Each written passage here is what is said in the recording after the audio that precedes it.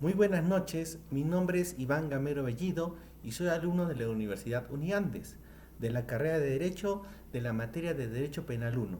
Mi tutora es la doctora María Merizalde Áviles.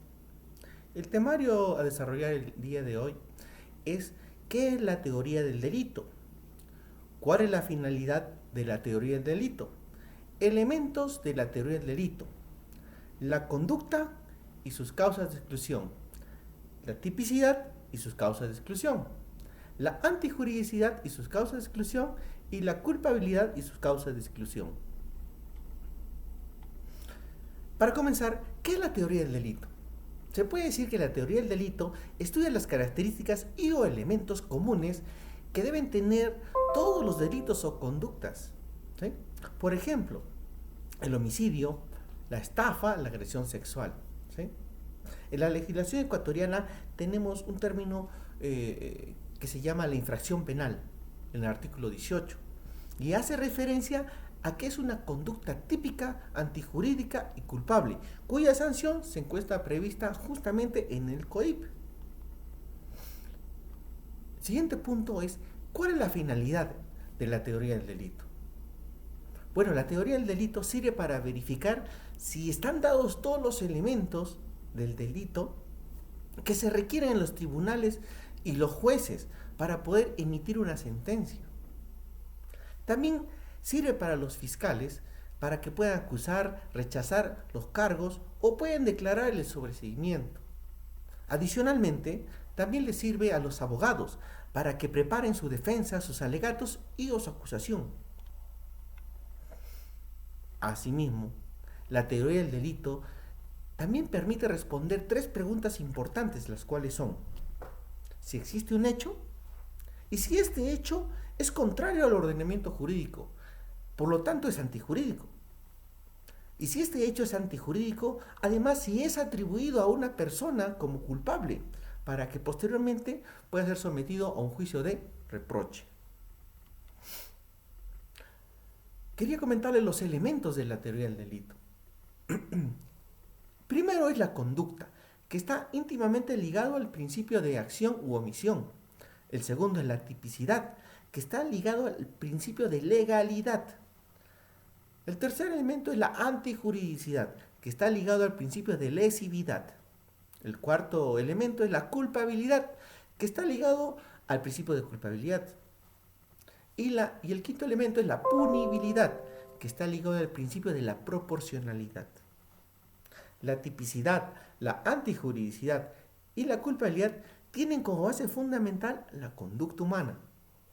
Y la pena más bien constituye una consecuencia de esta conducta que es típica, antijurídica y culpable. Ahora bien, veamos la conducta y sus casos de exclusión. ¿Qué es la conducta? Es un comportamiento humano voluntario, positivo o negativo, que tiene un fin y un propósito. Ahora, solamente son conductas penalmente relevantes, ¿sí?, las que ponen en peligro o lesionan los bienes jurídicos protegidos. Dentro de la conducta encontramos la acción. ¿A qué llamamos acción? Es todo comportamiento que depende de la voluntad humana. Solo un acto voluntario puede ser penalmente relevante. Y también encontramos la omisión. Y la omisión se produce cuando una persona no cumple con su debido comportamiento previsto en el ordenamiento jurídico. Esto es decir, lo que se sanciona es la no ejecución de una acción ordenada. Ahora bien, las causas de exclusión de la conducta. ¿Por qué se excluye la conducta? En estos casos es importante indicar que hay que probar la ausencia de voluntad. El primero es la fuerza física irresistible. Esto se puede dar cuando la persona carece de la potestad decisoria sobre el evento, sobre el acto que ha sucedido. ¿Sí? Por ejemplo, cuando es sometido a un empujón de una persona tercera, por ejemplo, yo, alguien me empuja y yo de una manera que no me puedo resistir y yo cometo alguna otra acción, ¿no? O, por ejemplo, por una acción de la naturaleza, cuando hay un viento muy fuerte, ¿sí? que es físicamente irresistible, se da este caso. El segundo es movimientos de reflejos. Aquí podemos encontrar también la ausencia de la voluntad. Y podemos hablar de las condiciones epilépticas, de las convulsiones que se tienen, los movimientos instintivos de defensa que podemos hacer, ¿no? Lo cual no constituyen la voluntad. El tercer punto es el estado de inconsciencia. Son tales como el sueño, el sonambulismo, el embriaguez letárgica. Aquí también estamos impedidos de nuestra voluntad, por lo cual no pueden considerarse como acciones penalmente relevantes. Y como cuarto punto encontramos la situación de fuerza mayor o caso fortuito. Por la fuerza mayor entendemos que es una fuerza que sí es previsible, pero es inevitable. Y por causa fortuito entendemos que es un hecho que es imprevisible y por lo tanto también es inevitable. Todos estos ítems que acabo de nombrar tienen que ser comprobados debidamente. El siguiente punto es la tipicidad y sus causas de exclusión. La tipicidad es la adecuación al acto voluntario ejecutado por una persona. Y esto se configura en lo que ya está descrito en la ley como un delito. Por lo tanto, es una conducta delictiva. Ahora, las conductas típicas pueden ser objetivas y subjetivas. La conducta objetiva se da porque tiene características visibles referidas a una acción, a un resultado. Por ejemplo, se puede decir el que mate a una persona, el que se apodere de una cosa. Ahora, la tipicidad subjetiva habla de características invisibles referidas a lo que más bien es la motivación del actor. Aquí podemos encontrar el dolo. El dolo es cuando está previsto en un tipo penal cuando la persona ha realizado un hecho, un acto, con pleno conocimiento y voluntad. Aquí les puedo mencionar, por ejemplo, el cohecho y el peculado. Las personas que realizaron este delito, que incurrieron en este ilícito, sabían de lo que estaban haciendo.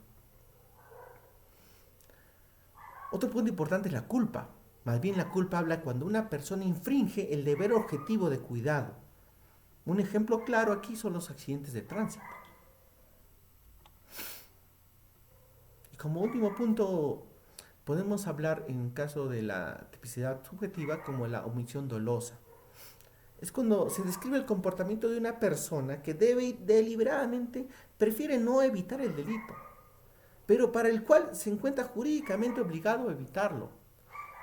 Un ejemplo podría ser cuando un policía en pleno servicio, presentes en el lugar donde se está cometiendo un robo, no lo evitan. Entonces caen en esta omisión dolosa. Ahora bien, y me puedo preguntar, ¿y cuándo falta la tipicidad?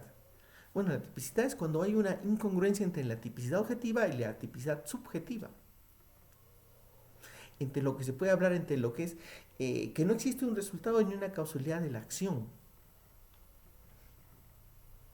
Otro concepto importante es la atipicidad, que es la falta de la adecuación de la conducta del tipo penal, que es importante diferenciar de la falta de tipo. Esto último de la falta de tipo es cuando no existe la descripción de la conducta o hecho en la norma penal. Ahora, ¿cuáles son las causas de exclusión de la tipicidad?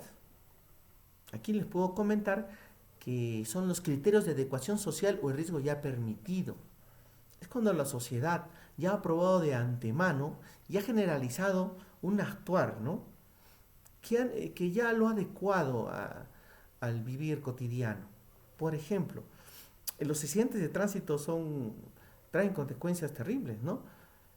Pero ahora se prefiere a transportarse en vehículos que a pie, por el beneficio de tiempo que le genera la sociedad. Entonces ya todos esos riesgos son permitidos. Otro punto es el criterio de insignificancia. Los delitos de escasa repercusión social ya se vuelven de poca importancia para la sociedad. Ahora, les tengo que decir que es la ausencia de tipicidad. Es cuando no se reúne todas las características, ¿sí?, para que configuren el tipo penal, para que se configure el delito. ¿Sí? Y por último les quiero hablar de la ausencia de elementos específicos de la figura. ¿Qué quiere decir esto? Que se tiene que cumplir ciertos elementos específicos para cometer un delito en particular. Por ejemplo, un juez es una de las pocas personas que pueden cometer un delito de prevaricato. No cualquier persona de a pie puede cometer este delito. El siguiente ítem es la antijuridicidad y sus causas de exclusión. Sobre la antijuridicidad les puedo decir que son las acciones, comportamientos, omisiones de los seres humanos que son contrarios a las normas del orden jurídico. Dichas acciones, ¿sí?, ya están tipificadas en la ley penal. Asimismo, la antijuridicidad contiene unos caracteres que son la formalidad, la materialidad y lo que es valorativo. En lo que es el aspecto formal, son las acciones que van en contra de las normas que ya ha impuesto la ley penal y ha determinado el Estado. En cambio, el aspecto material se refiere a las lesiones ya que se han manifestado en el bien jurídico. Y el aspecto valorativo más bien se refiere al juicio de valor que recae sobre el comportamiento humano. Las causas de exclusión de la antijuridicidad nos habla de que la ley penal no solamente está integrada por un carácter imperativo y prohibitivo, sino que también hay otras que son de índole permisivo. Y aquí aparece una idea muy interesante que son las causas de justificación.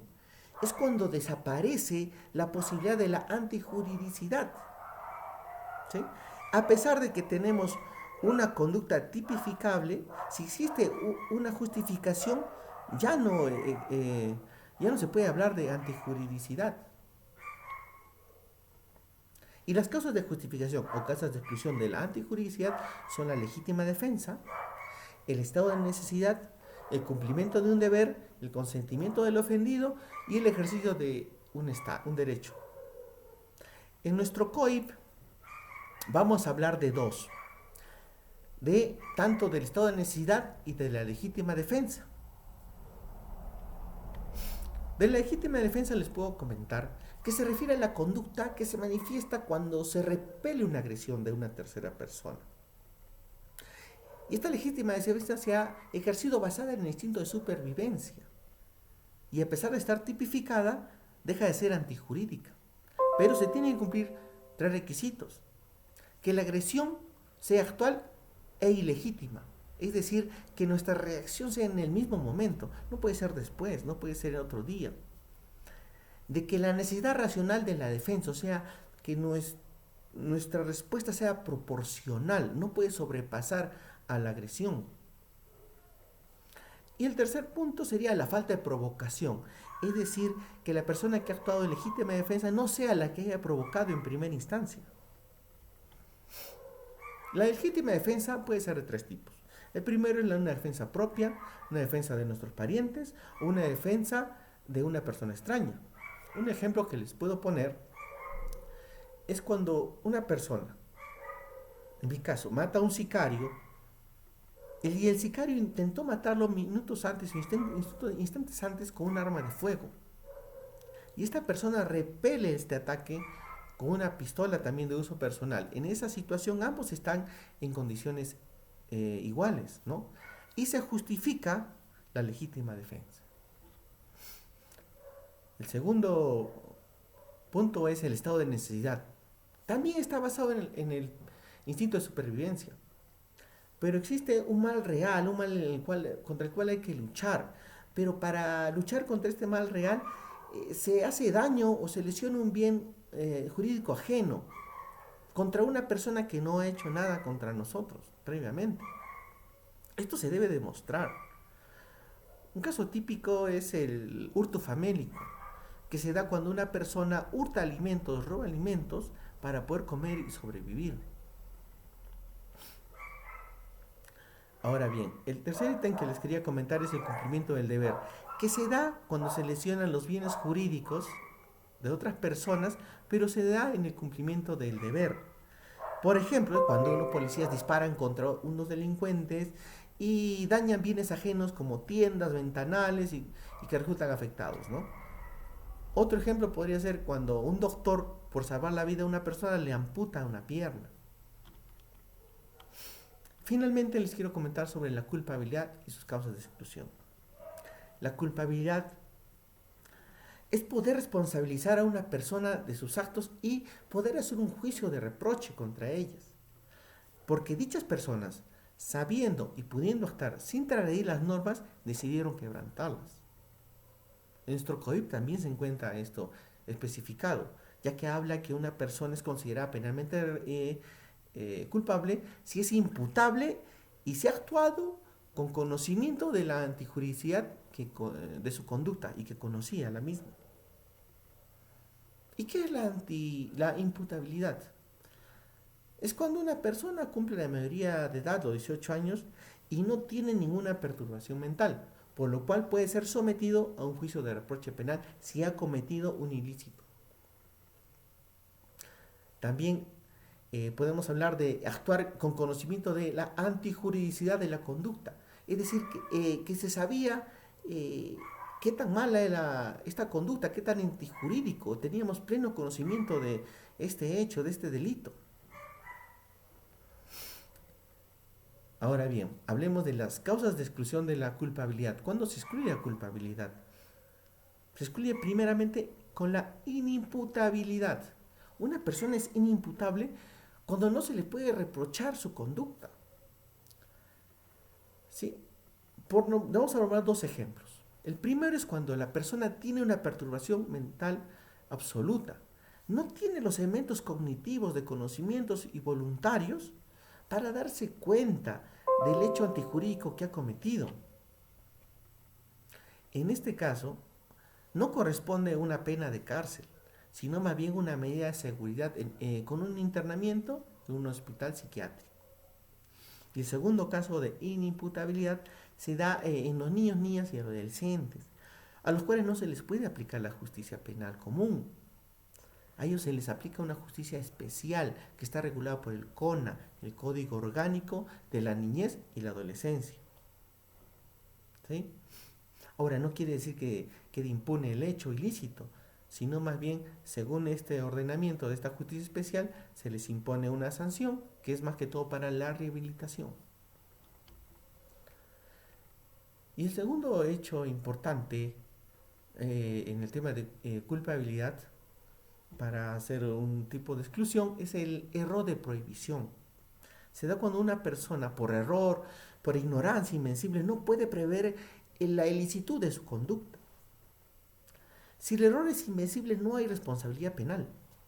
Por ejemplo, la prohibición invencible podría ser cuando una mujer se hace pasar por una persona muy enferma y le pide ayuda a un hombre que le ayude a cargar una funda muy pesada. Después de unos minutos, caminando por la calle, son intervenidos por la policía. El hombre se queda en el lugar con la funda y la mujer huye. Al intervenir a la persona, a este hombre que se quedó, encuentran en la funda cocaína. Entonces, cualquiera diría que va a ser procesado por tráfico, ¿no?, de drogas. Pero él podría aducir que él actuó de buena fe, él no sabía lo que llevaba ahí. Él quiso ayudar a otra persona, ¿no?, que le engañó, y él no sabía de esta ilicitud. En este caso, si se sustenta bien, podríamos estar hablando de un error de prohibición invencible. Bueno, por esta ocasión sería todo lo que les puedo manifestar. Muchísimas gracias por su atención.